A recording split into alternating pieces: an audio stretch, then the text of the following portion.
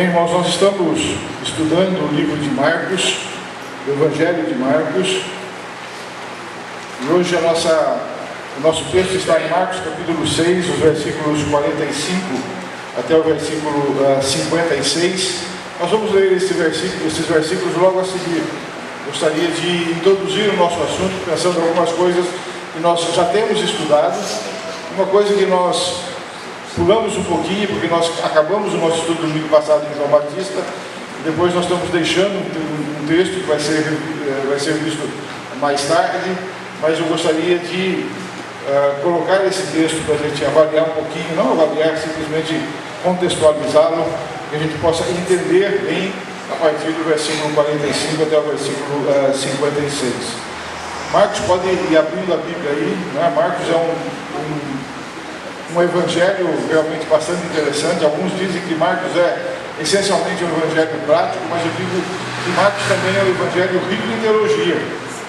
O primeiro versículo de Marcos diz: Evangelho de nosso Senhor Jesus Cristo, o Filho de Deus. O Senhor Jesus, quando ele começa a falar deste evangelho, após a morte de João Batista, ele diz: o tempo está próximo, o reino de Deus tem chegado, arrependei-vos e crede no evangelho. Mas este evangelho também fala-nos de Jesus como o Filho do homem, aquele que deixou a sua glória celeste, se fez homem, se encarnou e veio realmente até nós trazendo salvação. E o Senhor Jesus mesmo refere-se a si mesmo como Filho do homem, quando ele diz: pois o Filho do homem não veio para ser servido, mas para servir e dar a sua vida em resgate por muitos. Este é o Evangelho de nosso Senhor Jesus Cristo. Estas são as boas novas de salvação que este Evangelho realmente nos traz, através da pessoa do Senhor Jesus Cristo, a sua morte expiatória e também a sua ressurreição. Marcos se preocupa muito com as obras do Senhor Jesus, com os seus milagres. Tanto é, irmãos, que a gente vai olhar para as parábolas que nós temos nos Evangelhos, são aproximadamente 40. Mas Marcos cita somente 4 destas parábolas. Ele cita a parábola do semeador, a parábola da semente, a parábola do grão de mostarda e também a parábola dos servos maus, aqueles que estavam servindo maus realmente na vinha. Mas em compensação nós temos 18 milagres.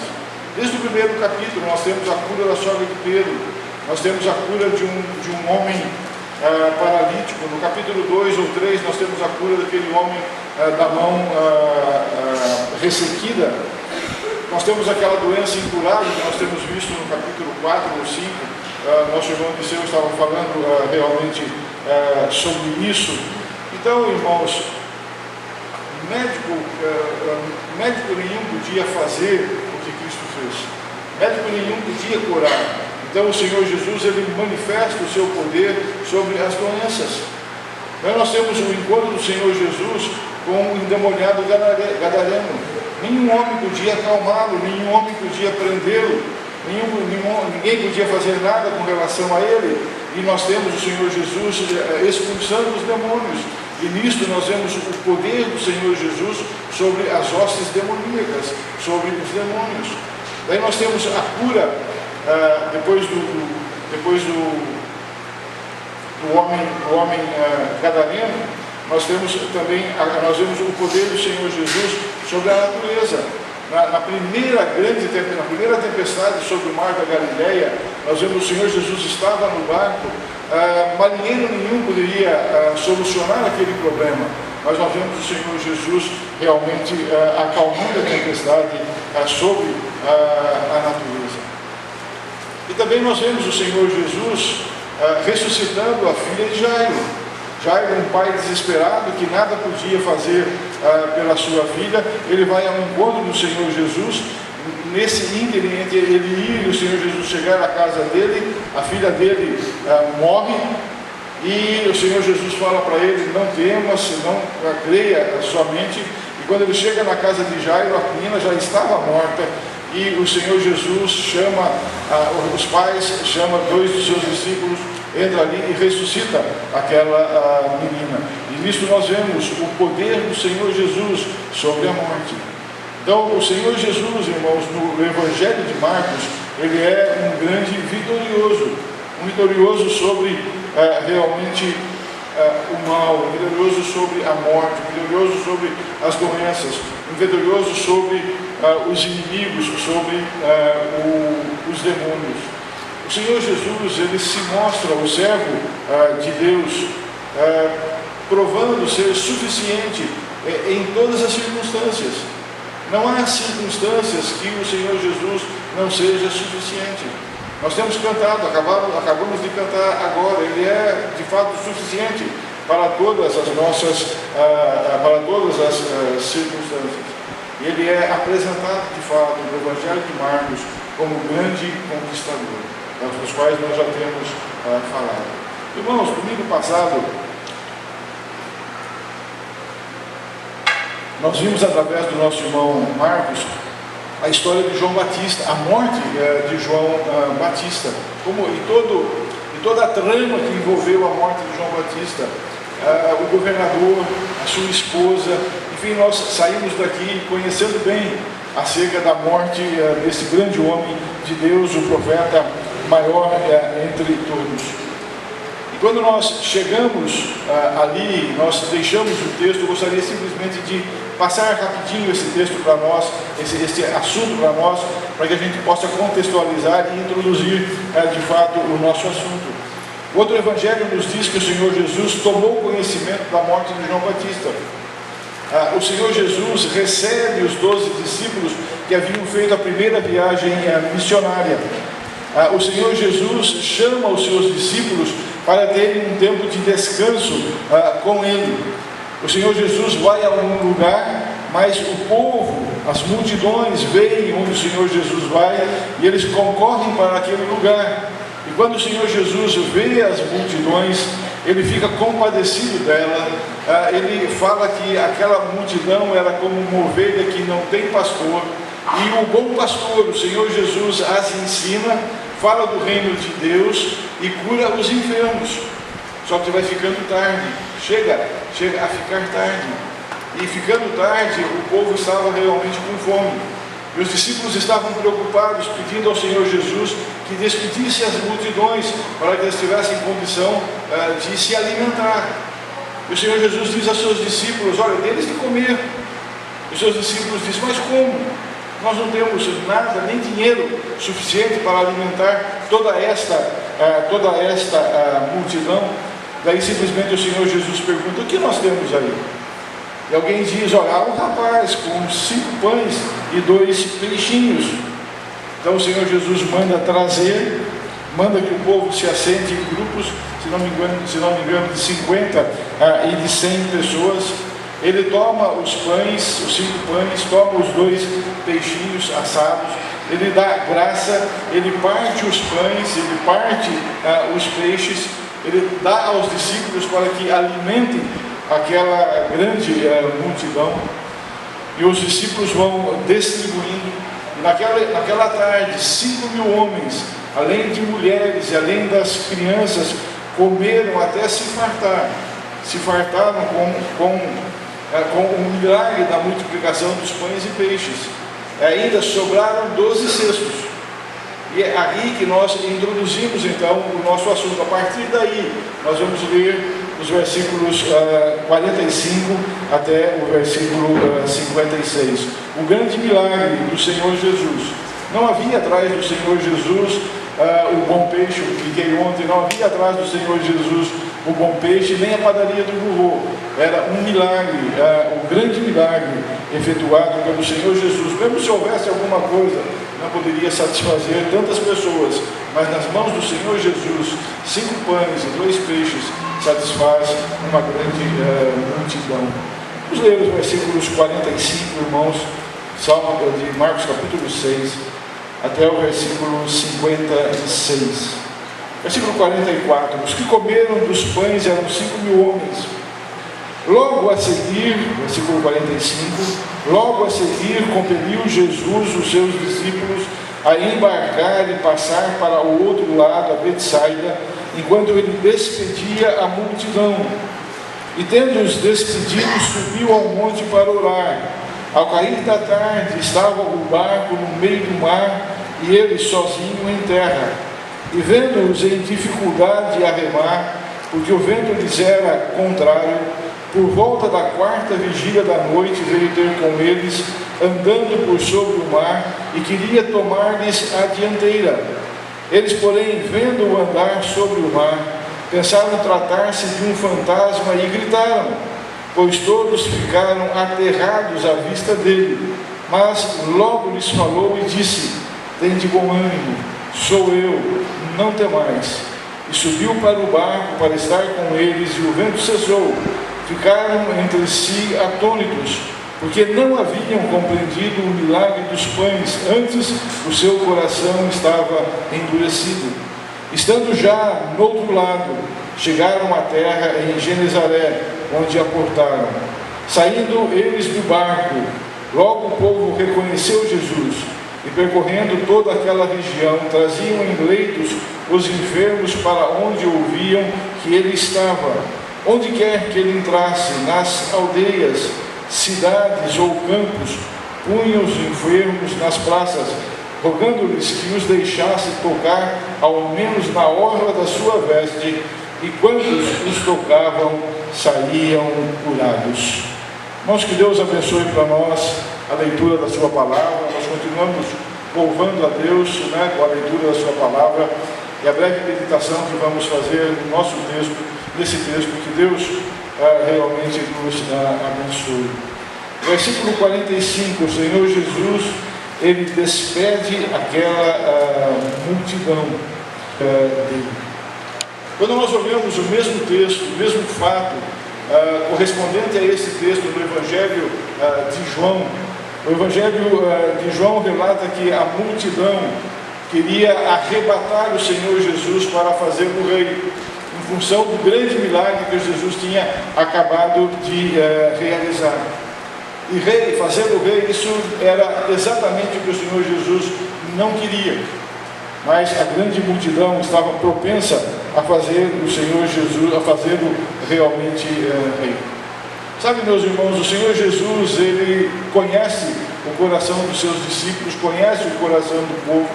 O povo não estava entendendo qual era o reinado messiânico, para que o Senhor Jesus, de fato, teria vindo ao mundo. Os próprios discípulos do Senhor Jesus não estavam livres de terem expectativas erradas com relação ao Messias, ao Senhor Jesus. O Senhor Jesus sabia que era melhor para os seus discípulos não estarem influenciados pela população, não estarem influenciados pelo clamor desta multidão. O clamor da multidão trazia para os discípulos um conceito errado, um conceito acerca do reino totalmente errado. Eles estavam querendo um rei que fosse um rei nacional, que fosse um rei político, que libertasse o povo de Israel do domínio do povo romano. O Senhor Jesus sabia realmente isso. E nós sabemos que todo reino guiado politicamente, todo reino político, ele está fadado a perecer. É um reino que é um sistema realmente falido. Nós sabemos que de fato o Senhor Jesus era rei dos judeus. E quando o Senhor Jesus estava diante de Pilatos, no processo da sua condenação, Pilatos perguntou ao Senhor Jesus: tu és o rei dos judeus? E o Senhor Jesus disse: tu o dizes. Porque ele era de fato o rei dos judeus. Mas o reinado do Senhor Jesus não era um reinado físico, não era um reinado temporal, era um reinado eterno, era um reinado de fato espiritual. E o Senhor Jesus, no versículo 46, nós vemos que ele sobe ao monte para orar. Meus irmãos, hoje quem esteve na IBD, tanto neste domingo como na IBD do domingo passado, nós aprendemos muito sobre a importância da oração, como é importante a oração. E o Senhor Jesus, vindo até nós, ele trouxe de fato até nós o espírito de uma vida verdadeira. princípios desta vida verdadeira. E a oração, ela pertence à essência desta vida, uma vida verdadeira que o Senhor Jesus nos dá. Ele orava por si mesmo no monte, certamente.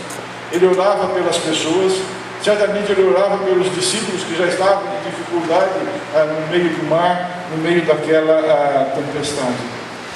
No versículo 47, irmãos, nós percebemos que estava o barco no meio do mar. Era um fato no meio do mar, né? Não era, eu digo que era um fato, não era uma fake news, era de fato verdade. Um barco que estava agitado por um vento muito forte. O vento era contrário. Um barco que estava açoitado pelas ondas. Isso foi ao entardecer. Nós vemos o versículo diz, ao entardecer.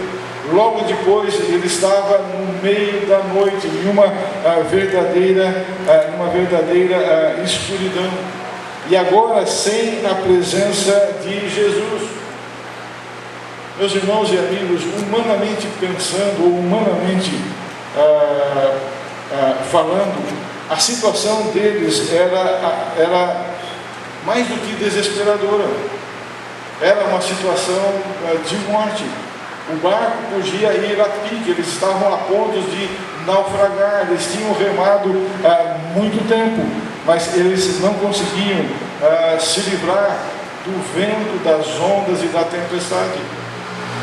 Agora, irmãos, mas sob a perspectiva que Jesus estava no alto, pensemos assim um pouco.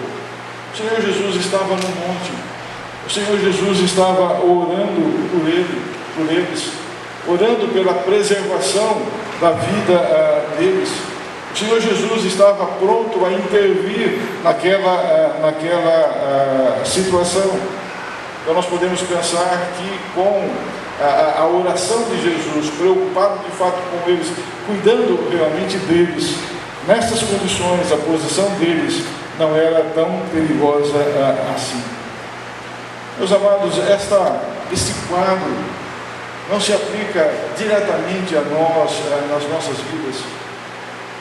Esse quadro que nós temos acabado de ver aqui não se aplica para cada situação de crise que nós passamos, para cada situação de tensão em nossas vidas. Este quadro se aplica muito bem a isso. Às vezes nós estamos perdidos, mas nós temos o Senhor Jesus, o grande sumo sacerdote, um intercessor que está à direita do Pai e intercede a favor de cada um de nós.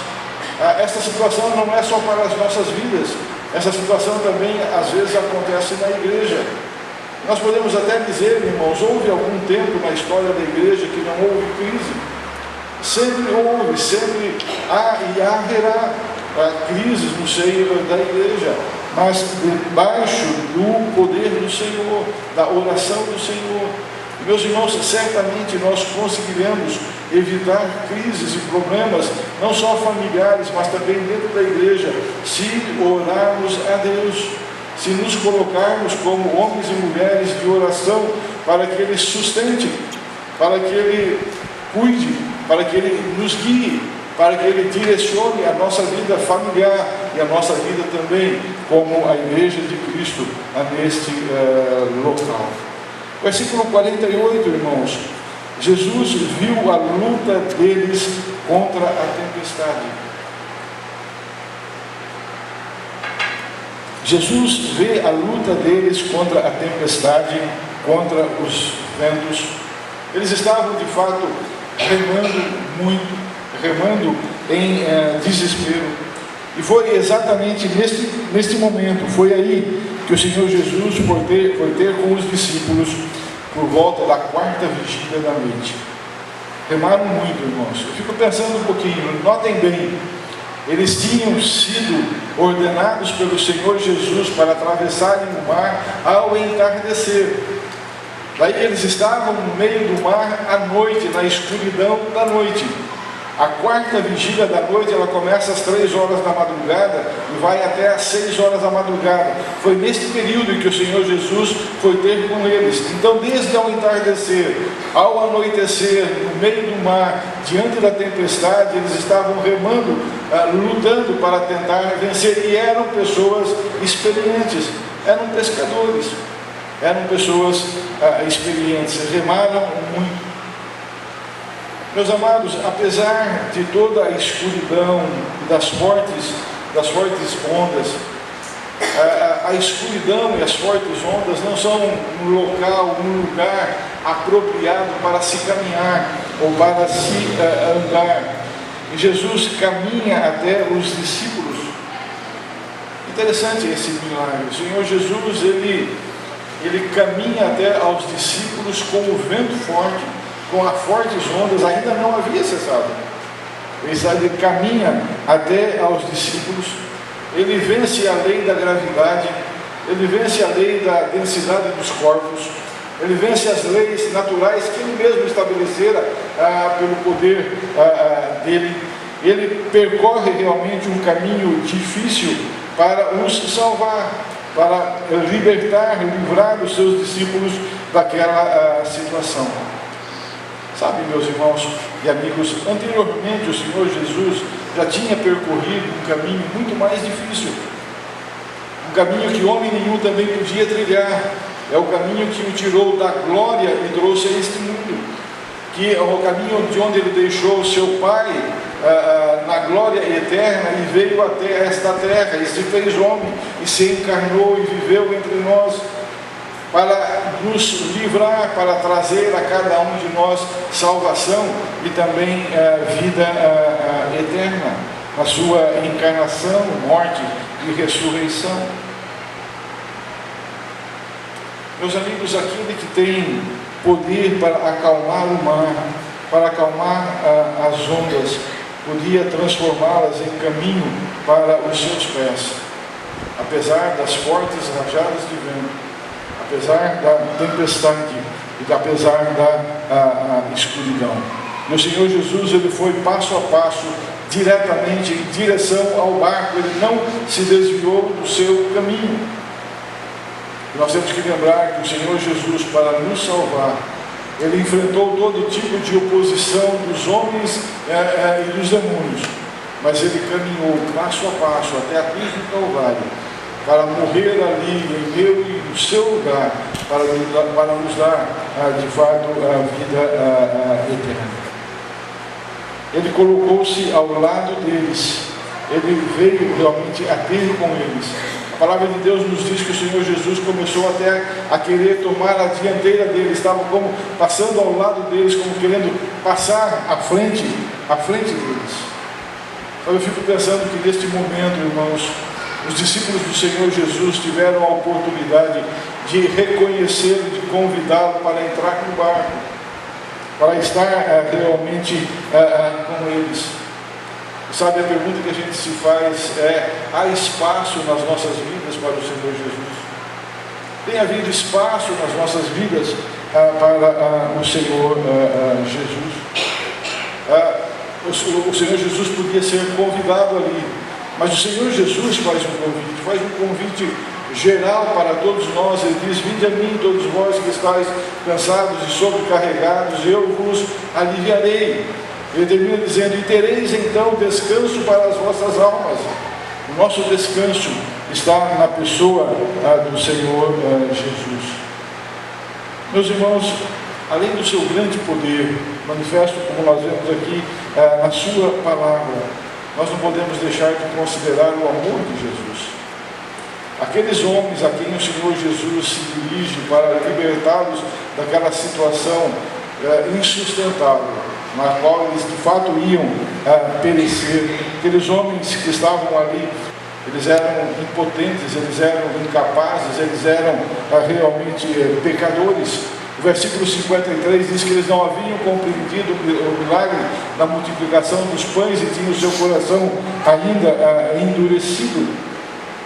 Mas o Senhor Jesus, no seu amor, na sua compaixão, na sua misericórdia, na sua graça, ele nos mostra que nenhuma escuridão, que nenhum grande problema, que nenhuma tempestade, nenhuma onda pode mantê-lo longe de nós. E também não pode mantê-lo longe dos seus discípulos. Quando os seus discípulos precisaram dele, ele quis estar com eles. E o Senhor Jesus, de fato, ele também quer estar conosco.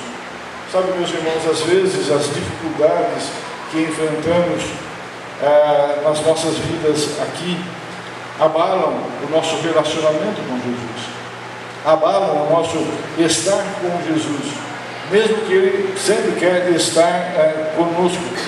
Nós perdemos de vista os passos do Mestre e nós deixamos de segui-lo. Nós vemos os versículos 49 e versículo 50, irmãos, que aquela forma como Jesus chega andando sobre o mar é uma forma misteriosa, porque seres humanos não andam sobre as águas, seres humanos não andam sobre o mar, e eles agora estavam desesperados, pensando que aquele vulto era um fantasma. Aquele que era o Senhor deles e que era o Salvador deles, eles pensam que era um fantasma. E meus amigos, este fato às vezes me impressiona.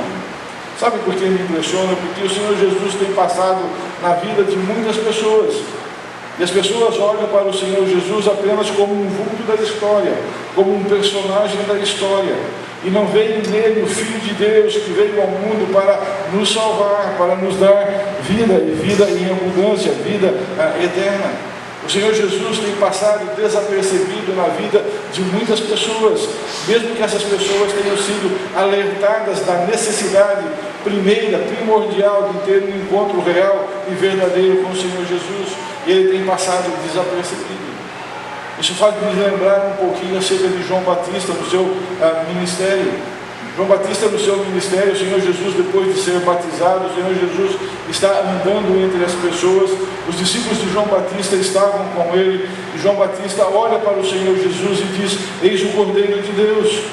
No segundo dia, no dia seguinte, logo após aquele anúncio do Senhor Jesus, novamente João Batista está entre as pessoas com os seus discípulos, o Senhor Jesus passa entre eles e João Batista novamente anuncia: eis o Cordeiro de Deus, e agora acrescenta, que tira o pecado do mundo.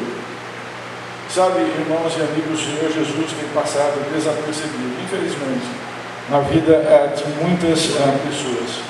Quantas vezes ele tem sido anunciado, quantas vezes ele tem sido pregado, quantas vezes acerca dele tem sido falado, e as pessoas não têm dado conta da importância de tê-lo como seu Senhor e como seu Salvador. Se há alguém nessa situação, eu gostaria que você, esta noite, fizesse uma aplicação pessoal. Eles estavam olhando para o seu Salvador, para o seu Senhor. Aquele Salvador e aquele Senhor é o mesmo que se apresenta a cada um de nós hoje. Meu amigo ou minha amiga, como você tem visto? Você tem visto o Senhor Jesus? Aqueles discípulos estavam apavorados, mortos de medo, aterrados, abalados, violentamente agitados pela tempestade e pelas ondas. Estavam no meio da escuridão. Eles gritaram desesperadamente, pensando que fosse um fantasma. O versículo 50 nos diz que então, logo Jesus diz: tende bom ânimo, sou eu, não temais. O Senhor Jesus parece que se apressou em dizer, vendo o desespero deles: tende bom ânimo, sou eu, não temais. Nas circunstâncias que a vida nos impõe, e às vezes podemos até entrar em desespero, o Senhor Jesus se apressa em acalentar os nossos corações, dizendo: tende bom ânimo, sou eu, não temo, não temo. O Senhor Jesus com isso ele quis dizer para os seus discípulos: parem de se atemorizar, chega de medo. Ele é o único que pode dizer isso: tende bom ânimo, sou eu, não temais. Sabe, meus irmãos, eu creio que neste momento o Senhor Jesus ele proporciona aos seus discípulos que tivessem fé unicamente nele e na sua palavra. É isso que Jesus faz. Ele proporciona aos seus discípulos que tivessem fé unicamente nele, na sua pessoa e na sua palavra. Sabe, meus amigos e meus irmãos, para atravessarmos o mar tormentoso desta vida, nós temos que ter fé unicamente nele e unicamente na sua palavra. O Senhor Jesus aqui, irmãos, ele faz com que seus discípulos tomem conhecimento de que eles realmente são incapazes, impotentes, pecadores, perdidos. O Senhor Jesus, nesse ato, ele mostra para os seus discípulos o que eles realmente são. Sabe, irmãos e amigos, enquanto colocarmos a nossa fé em nós mesmos, enquanto colocarmos a nossa fé na nossa força, no nosso poder, nas nossas habilidades, naquilo que achamos que podemos fazer, na nossa inteligência, enquanto colocamos a nossa força nestas coisas, creiam, nós estamos totalmente fora do controle de Deus. Quando colocamos as nossas forças nestas coisas, Deus não está no controle da nossa vida. Somos nós mesmos querendo dominar a nossa vida e não deixando que Deus, de fato, a controle. Quando tivermos conhecimento verdadeiro de quem somos, isto é, somos incapazes de atravessar este mar tormentoso. Só então estaremos preparados para que o Senhor Jesus se revele a cada um de nós, dizendo: "Tende bom ânimo, sou eu, não temais." Só quando nós estivermos plenamente entendendo quem somos, então a sua voz virá de fato a cada um de nós. Esse conhecimento que temos e que o Senhor Jesus realmente nos dá, então nós recebendo o conhecimento de Deus, então a palavra de Deus, o amor de Deus, de fato nos é concedido. O conhecimento real de quem somos faz com que a gente retome a única base confiável. Sabe, meus irmãos, quando nós entendemos realmente quem somos, então a gente vai retornar à única base de plena confiança, que é realmente confiável. E esta base é o Senhor Jesus e as suas palavras. Esta é a base confiável. A palavra de Deus diz que a fé vem pelo ouvir e ouvir a palavra de Deus. E o Senhor Jesus diz: "Tende bom ânimo, a voz de Jesus, sou eu, não temais." Sabe, irmãos, em momentos difíceis aqui está o verdadeiro amparo. Este é o verdadeiro amparo. Há nisto um fundamento, mas um fundamento eterno, um fundamento realmente para sempre. Só a palavra do Senhor Jesus proporciona esta calma, de dizer uma santa calma. Só as palavras, só a pessoa e a palavra do Senhor Jesus pode proporcionar a nós uma santa calma nesta época bastante tumultuada. Não só nós vivemos, mas o mundo todo vive. Mas as palavras do Senhor Jesus podem nos acalmar. No versículo 51, irmãos, nós vemos que o pânico foi embora, o coração se acalmou e o vento cessou. O pânico foi embora, o coração se acalmou, o vento cessou. Então, meus irmãos, o que vamos dizer? Diante disso que temos ouvido, o que vamos dizer? O que podemos, de fato dizer? À vista destas coisas, que diremos, pois? Se Deus é por nós, quem será contra nós? Deus, o Pai, que não poupou a seu próprio Filho, antes o entregou por nós, não nos dará graciosamente com Ele todas as coisas? Porventura não nos dará graciosamente com Ele todas as coisas que realmente necessitamos? Se Ele é poderoso para nos salvar, e é poderoso para nos salvar, Ele é poderoso para cuidar de cada um de nós. Ele é poderoso para nos guiar. Ele é poderoso para nos levar através do mar tormentoso a um porto seguro. Ele é capaz realmente de fazer isso por nós. Se seguirmos a Jesus, se a escuridão se vai, o vento cessa, o mar se aquieta. Sabe por quê, irmãos?